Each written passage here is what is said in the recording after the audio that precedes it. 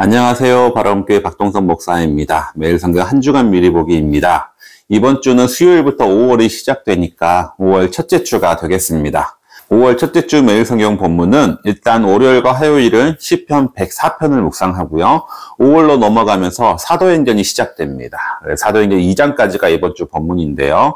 그러면 먼저 시편 104편을 함께 살펴보고 사도행전으로 넘어가 보도록 하겠습니다.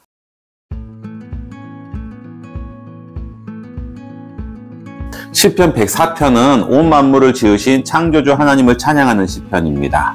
이 시를 읽어보면 저자가 창세기 1장을 묵상하고 이 시를 지었을 것이다 라고 예상할 수 있게 되는데요. 1절은 시편의 서론으로 존귀하신 여호와 하나님을 찬양합니다. 그리고 2절부터 32절까지가 이 시의 본론이 되겠는데요. 창조 세계 속에 드러나는 하나님의 영광을 찬양하고 있습니다. 2절에서 4절은 하늘을 창조하신 하나님을, 5절에서 9절은 땅의 질서를 부여하시는 하나님, 10절에서 18절은 동식물들과 사람들을 돌보시는 하나님, 19절에서 23절은 시간의 질서를 부여하시는 하나님, 24절에서 26절은 바다의 생물들을 창조하시는 하나님, 27에서 30절은 생명을 주관하시는 하나님을 노래하고요. 그리고 31절과 32절은 여호와 하나님의 영광을 찬양하는 것으로 이 시의 본론이 끝마치게 됩니다. 그리고 마지막으로 결론은 33절부터 35절인데요. 시를 지은 시인이 하나님의 영광을 영원히 찬양하겠다 이렇게 다짐하면서 시를 마무리하기입니다. 이 시는 하나님이 온 세계를 창조하신 것으로 끝내신 것이 아니라 지금도 그 창조 세계를 끊임없이 돌보고 계심을 노래하고 있습니다. 그리고 이 시를 묵상하는 우리들도 하나님의 창조 세계를 바라볼 때 그 가운데 드러나시는 하나님의 손길과 그 위엄을 발견할 수 있어야 되겠습니다. 그러면 사도행전으로 넘어가 보도록 하겠습니다. 5월 1일인 수요일부터 이제 사도행전을 묵상하게 되는데요. 간단하게 사도행전의 구조와 개관을 해보도록 하겠습니다. 사도행전의 저자는 누가복음을 쓴 누가입니다. 누가복음과 사도행전은 같은 저자가 쓴 것인데요. 단순히 저자만 같은 것이 아니라 두 개의 책은 한 책의 상하권이라고 볼 수 있을 만큼 내용이 자연스럽게 이어진다고 볼 수가 있겠습니다. 사도행전의 구조를 살펴보면 먼저 크게 둘로 나눌 수가 있습니다. 1절에서 12절은 유대와 사마리아를 포함한 팔레스틴 땅에 복음이 전파되는 내용이고요. 그 중심 인물로는 베드로가 있습니다. 그리고 13절부터 마지막 절은 28절은 중심 인물이 베드로에서 바울로 완전히 넘어가면서 이방 땅에 복음이 전파되는 내용을 되겠습니다.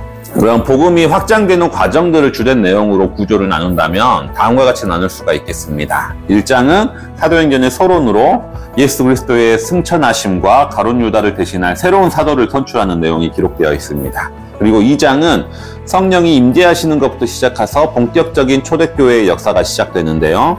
2장에서 7장은 예루살렘에서 복음이 전파되는 내용, 8장에서 12장은 유대와 사마리아 그리고 팔레스틴 땅에 복음이 전파되는 내용입니다. 그 다음에 13장부터 28절은 사도행전의 하반기로 넘어가면서 사도 바울의 전도 여행이 그 주된 내용이 되겠습니다.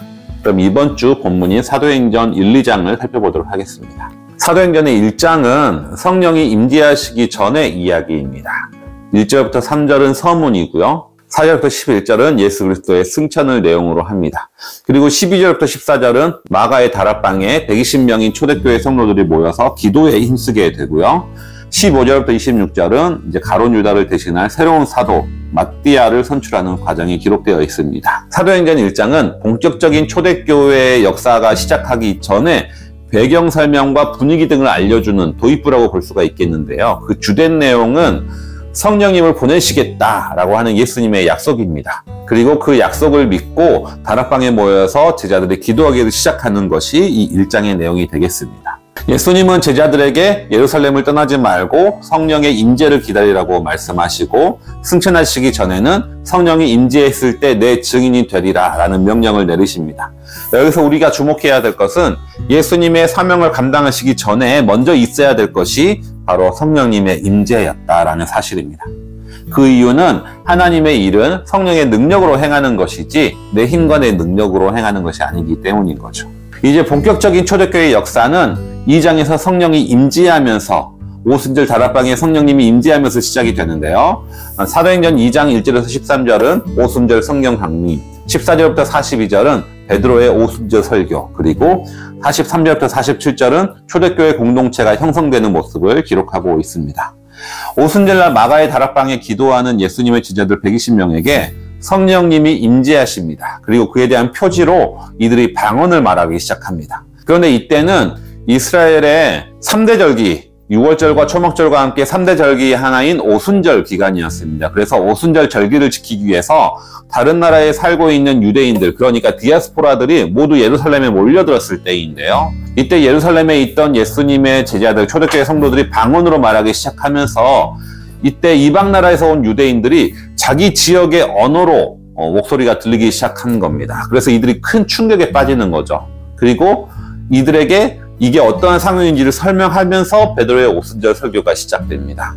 베드로의 설교는 방언에 대한 설명에서 시작되어서 예수 그리스도의 십자가의 죽음으로 마무리가 됩니다. 그리고 베드로의 이 설교 후에 회개와 제사함을 역설하게 되는데요. 여기서 주목할 것은 베드로가 설교하는 사람들의 질문에 대한 대답으로 시작했다는 겁니다. 베드로의 전도는 아무 관심 없는 대중에게 무작위로 선포하는 것이 아니었다는 거죠.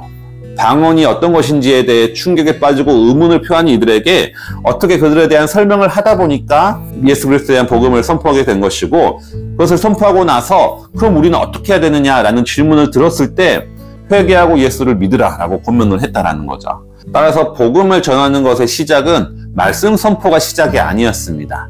변화된 삶이 우선입니다. 이웃들에게 질문을 불러일으킬 정도의 우리의 변화된 삶이 있을 때 그 질문에 대한 대답으로 복음이 제시될 수 있다는 거죠. 이 베드로의 오순절 설교 후에 신도가 3,000명이 넘게 늘어나게 됩니다. 그리고 이 3,000명의 대다수들은 원래 예루살렘에서 유대 땅에서 살던 사람들이 아니라 타지에서, 외국에서 오순절 절기를 지키기 위해서 잠시 방문했던 그런 사람들이었던 거죠. 이들은 이곳에서 아마 며칠만 머무르려고 준비하고 예루살렘에 왔었는데 베드로의 설교를 듣고 회심하고 이곳에 아예 눌러앉게 돼버렸습니다. 당연히 이곳에서 생활하기 위한 경제적인 여건이 부족할 수밖에 없는 사람들이었던 거죠. 이때부터 초대교회의 아름다운 모습들이 나타나기 시작하는데요. 함께 서로의 물건을 나눠서 같이 쓰고 각자의 재산을 팔아서 같이 생활하는 그런 공동체가 형성되었다라는 겁니다. 그리고 이 모든 것의 시작은 바로 오순절의 성령 강림 사건이 됩니다.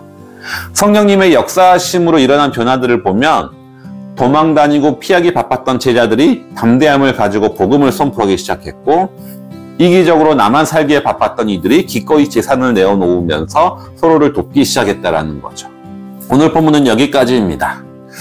사도행전을 잘 읽으시려면 성령님의 역사와 함께 시작된 그 예루살렘의 떠들썩한 분위기를 잘 이해하셔야 되는데요. 이거 잘 이해할 수 있게 도와주는 책이 있습니다. 세왕 이야기로 유명한 진 에드워드의 이야기 사도행전이라는 책이 있습니다. 이 책을 읽으시면 아마 많이 도움을 받으실 것이라 생각이 됩니다.